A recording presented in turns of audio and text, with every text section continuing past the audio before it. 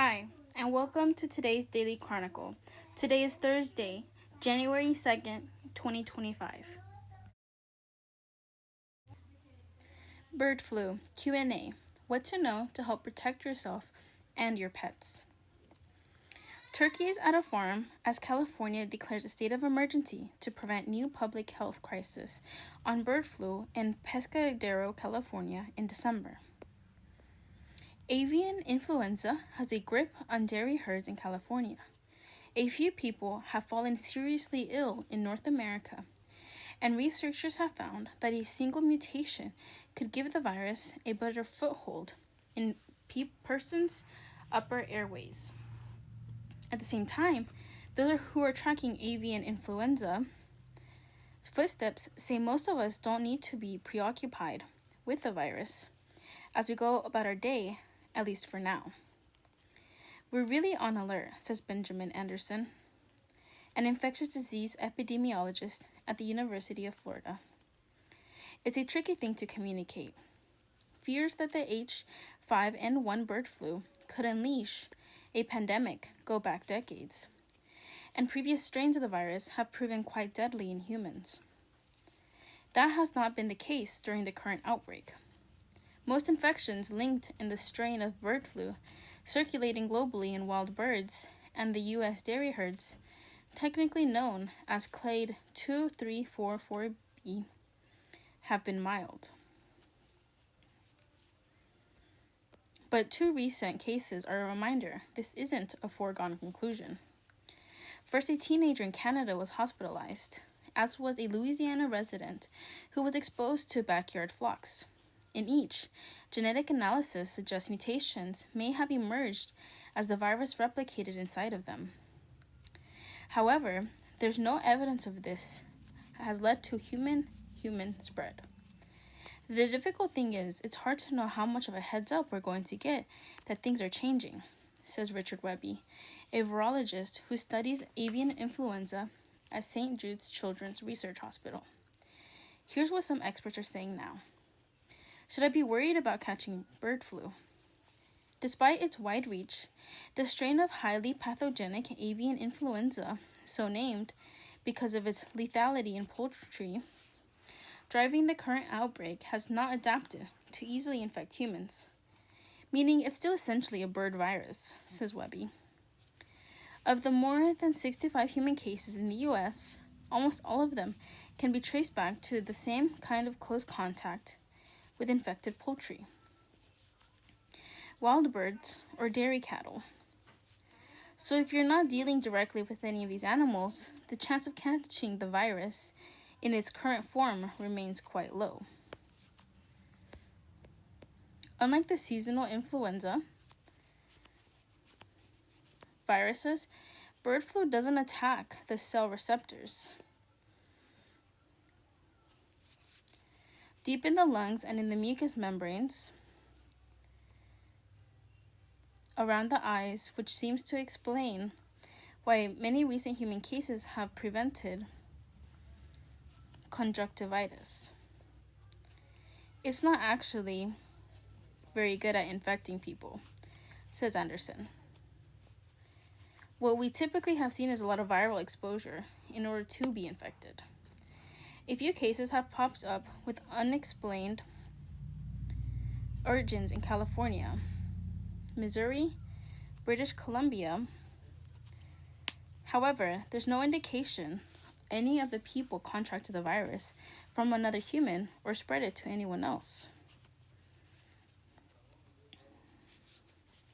For now, the human is more concerned about what could transpire as more animals and humans get infected, says Kristen Coleman, who researches airborne infectious diseases at the University of Maryland. It's not an immediate risk, but that's not to say it won't be a risk in the near future. That's because every spillover into mammals, including humans, puts added pressure on the virus to adapt to its new host,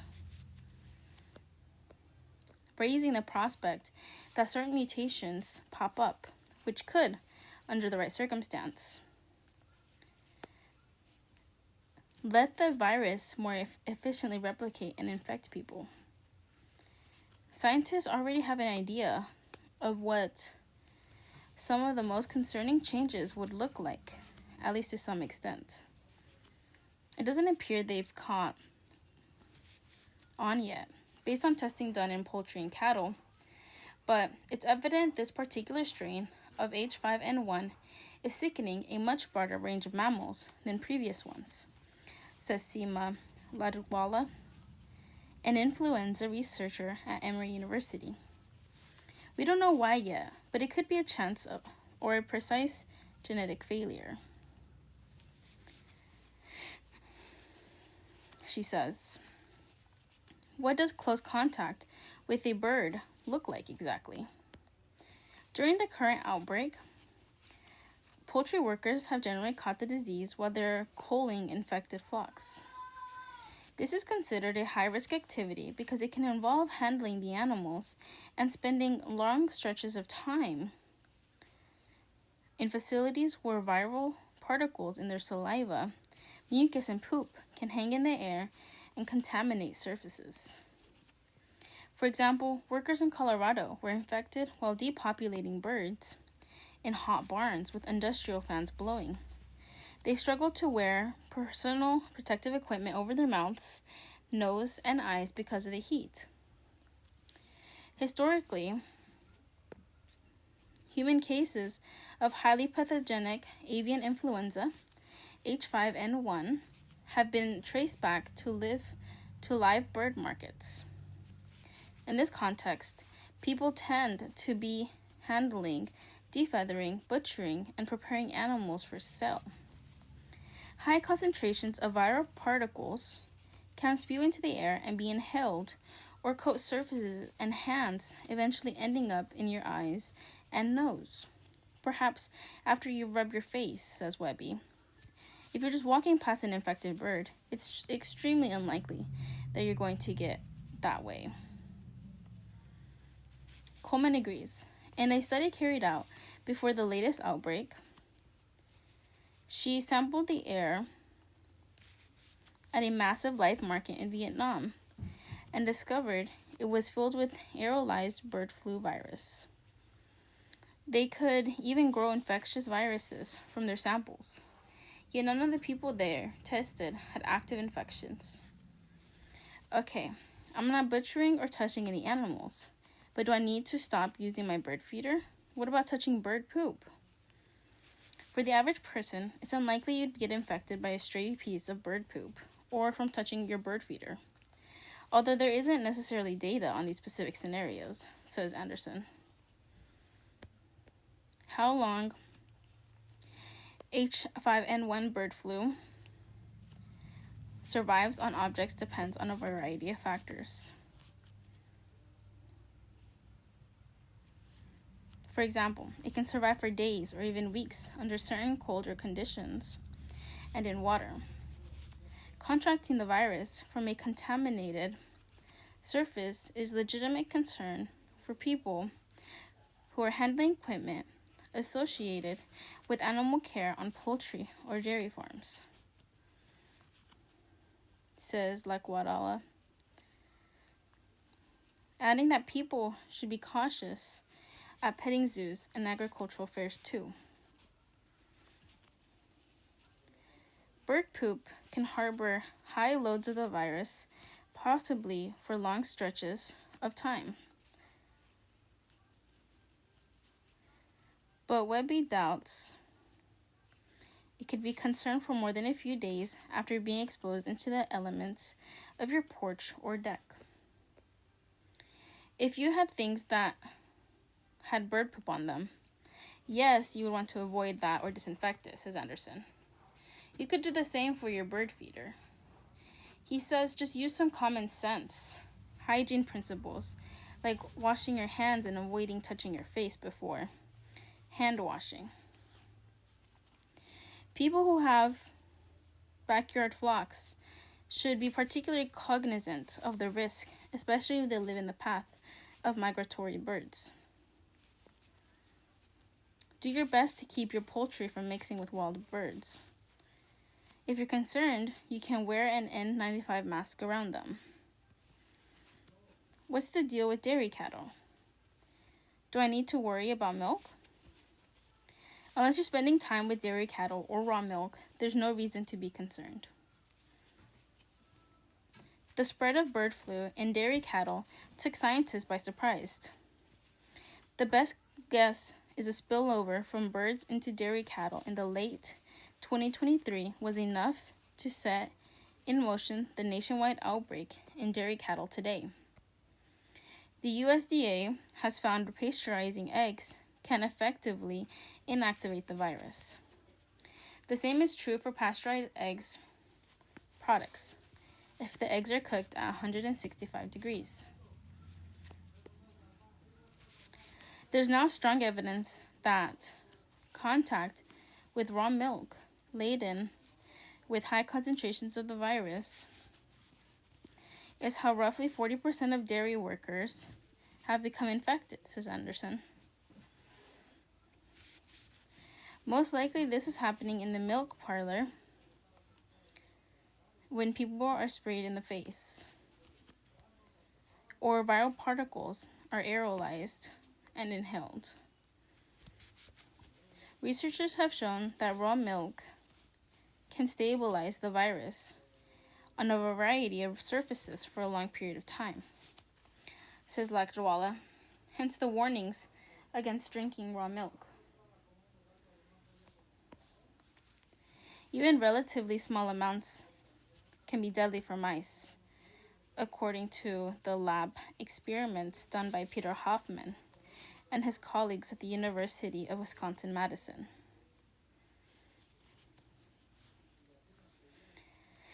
We don't know how this exactly would work in humans, he says. It's still a big black box. While the exact risk is unknown, Lakdawala considers consuming raw milk a high-risk activity, especially in states like California, where bird flu has been found in some of these products.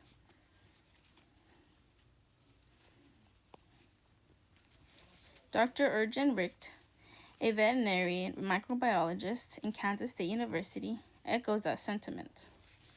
Is the mouse a good model for humans? I don't know, says Richt, but don't become a guinea pig. What should I be doing to protect my pets? The basic principles for keeping yourself safe from bird flu also apply to your pets. Coleman's advice: give your cats a little bit more supervision when they're outside. Keep them away from wild birds, dead or alive, and rodents, especially if you live on a farm or have backyard poultry. Coleman recently reviewed the data and found the current strain of bird flu looks to be more deadly in felines than it is for the H5N1 overall, although it's hard to say because of limited data.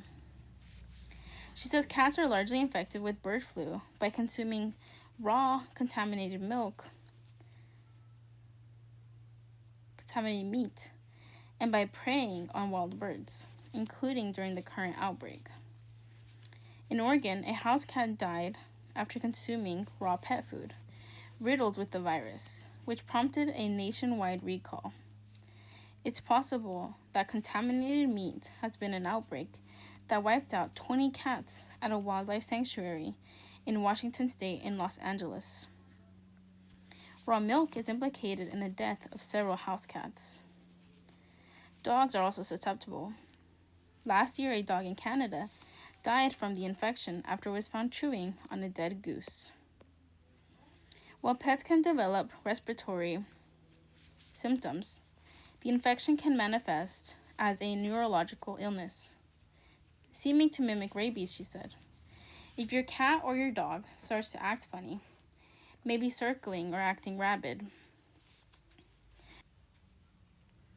there have only been a few documented cases of feline to human transmission of avian influenza after people tending to the animals had direct contact, but not during this current outbreak.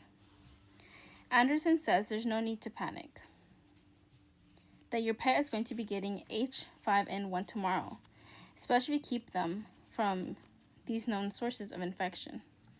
It's just about being aware, he says. FBI says suspect in Bourbon Street truck attack didn't act alone.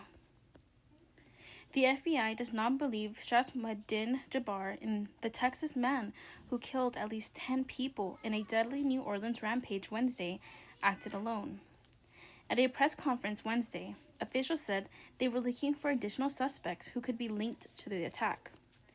The Associated Press reported that investigators obtained video showing 4 people, 3 men and a woman, placing an improvised explosive device at the scene, citing a Louisiana State Police bullet obtained by the outlet. FBI Special Agent Aletha Duncan, who is leading the investigation, said weapons and potential improvised explosive devices, IEDs, were located in the suspect's vehicle, and other potential IEDs were found in the French Quarter. 2 were rendered harmless, and the agency is still trying to determine whether the other devices are still viable. We don't believe Jabbar was solely responsible. We are aggressively running down every lead, including those of his known associates. That's why we need the public's help. We are asking if anybody has had interactions with Shamsuddin Jabbar in the last 72 hours that you contact us, Duncan said. Police said 42-year-old Shamsuddin Jabbar, a U.S.-born citizen and resident of Texas, plowed into a crowd of New Year's revelers at the corner of Bourbon Street and Canal Street Wednesday morning, killing 10 people and injuring dozens of others. The FBI said it was investigating the incident as an act of terrorism. The FBI also revealed that Jabbar was an Army veteran with an honorable discharge. Investigators said they found an ISIS flag in the vehicle, but the terror group has not claimed responsibility for the attack. Officials are looking into whether Jabbar had any accomplices or potential affiliations with terrorist organizations. According to the FBI, he was driving a Ford pickup truck, which appears to have been rented.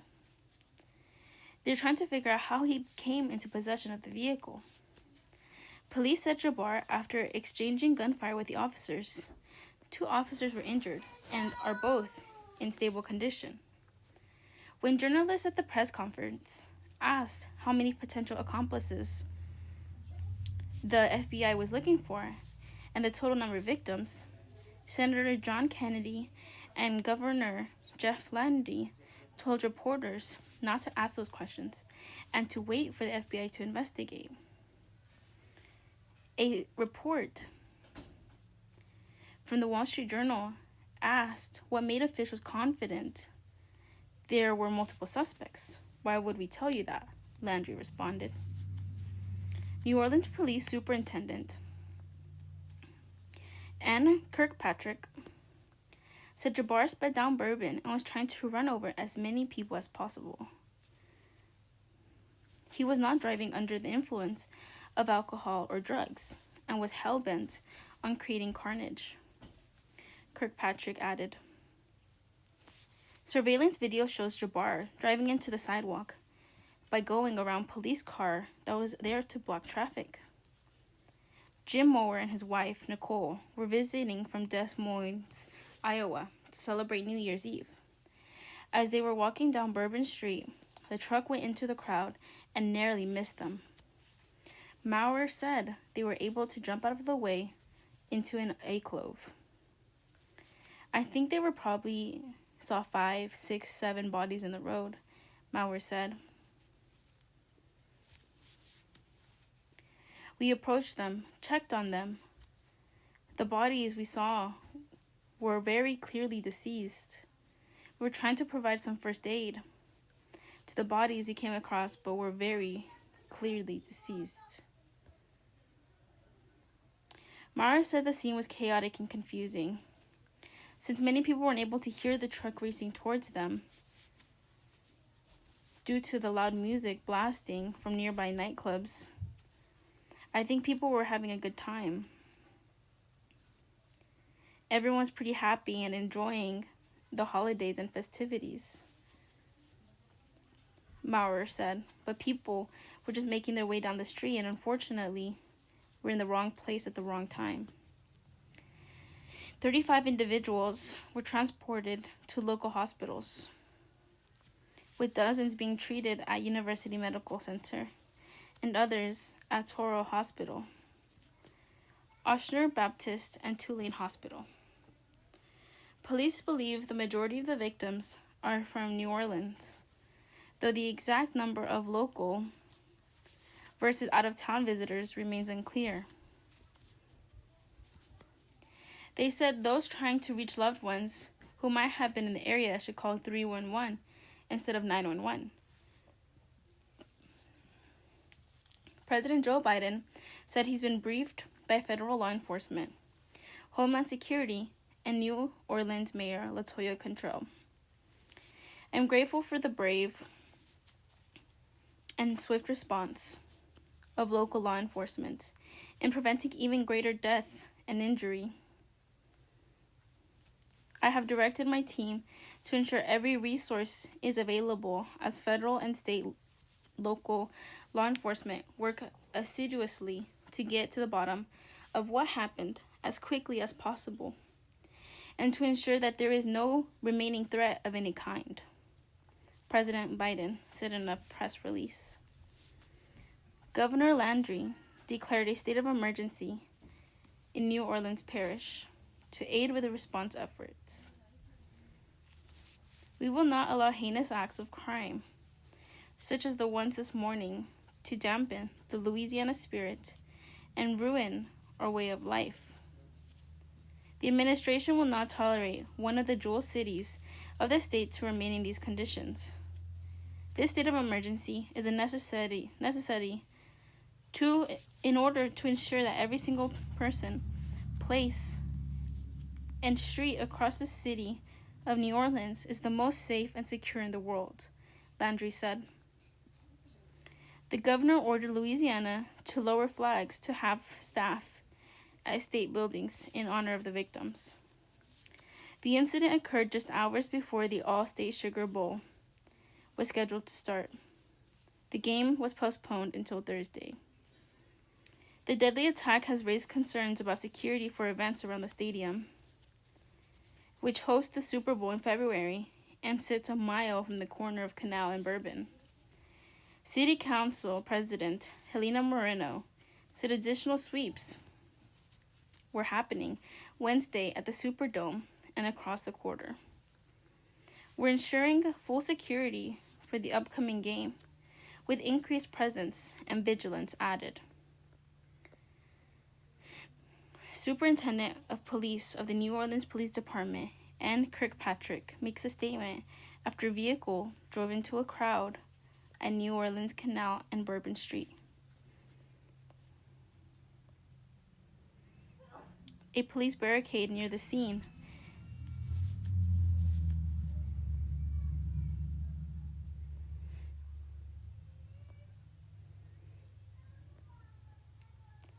He was very prepared to inflict horror pain on the people of Bourbon Street.